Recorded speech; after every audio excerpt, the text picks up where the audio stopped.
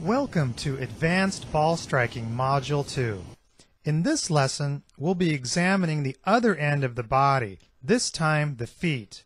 In Module 1, we set up we're going to see how we can supercharge our pivot by understanding and utilizing proper ground forces. Okay, you've probably heard that a good golf swing starts at the feet. And you know what? I agree. And maybe I'm getting here a little late in Module 2, but I just don't think I could have waited any longer to cover this aspect of the golf swing. What we're going to be doing here today is taking a look at what I believe to be one of the most misunderstood aspects of the golf swing. That's our footwork. We hear all kinds of things like keep your right foot down through impact or hit off the right foot. A lot of those kind of things never really quite made sense to me. I was taking a martial arts class, and the instructor was talking about ground forces and gripping the ground with the feet. Once I learned the concept there, I wondered if this could be applied to the golf swing and if any of the great ball strikers were actually doing this. It seemed the only thing anyone ever wanted to talk about in the golf swing regarding the feet were where the toes should be pointing, or how wide the stance should be, or whether it's open or closed. As a student of Homer Kelly's Scientific the Golfing Machine, he never really talked about the ground forces. He did talk about foot placement, but I really think he missed something here. He was certainly correct when he said a proper golf swing should be taught, preferably from the feet up. This is one of those things that's easy to get overlooked for the reason that it's really hard to visually see. It's hard to see all the invisibles in the golf swing. Not just foot pressures, but also grip pressures, body tensions, legs and arms, abdominals, and so forth.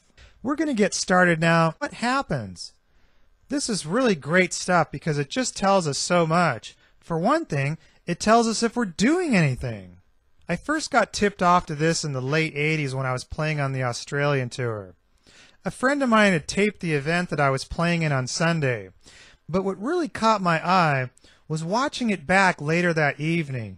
I was watching Peter Sr., who had won the tournament, who happened to just be playing some incredible golf right through this stretch. He hit a shot out of a fairway bunker, a long iron shot, and I couldn't help but notice what his feet did through the ball.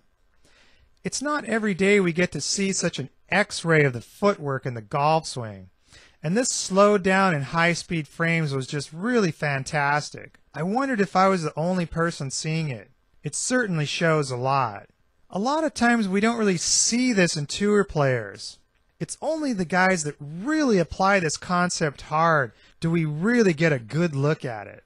I know for a fact that a lot of the guys on the tour don't really apply this principle as much as they could, or as much as they should. But we do have some shining examples of the ones that do.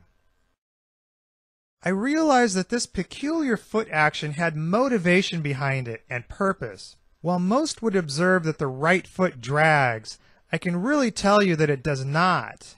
Neither is it a push off the right foot. The basics of what we're going to be doing here is learning to knees. Ben Hogan talked about this in his classic 5 lessons. He calls it the free ride down. We can really relate to this as we de-weight our body with a sudden flex ground forces. Greg Norman sure tipped his hand in the late 80s when he was #1 in the world and is still considered by many to be the greatest driver of a golf ball that ever lived, particularly in the late 1980s. I remember being mesmerized by his powerful footwork, so powerful that we can actually see it sliding across the ground, taking up turf and tearing up the ground. They just couldn't make spikes long enough to hide his tremendous forces he was twisting and churning up with the feet. I'm sure glad we were able to see that. I used to cringe when I heard he was working with some famous teacher who was telling him he had to stop doing that. It's interesting that he did eventually tone that footwork down, and I don't think he ever struck the ball quite as well after he did that. We see it here with Gary Player. We can really see the carpet bubble wanting to happen. You can really see the digging and the squeezing, and if you look closely, it's very evident with Ben Hogan as well. You'll see the foot kind of snap as it finally gives out to the turning of the hips. If you look at the illustrations in Hogan's famous book, his 5 Lessons, there's some great illustrations of him showing where his muscle tensions are in his legs.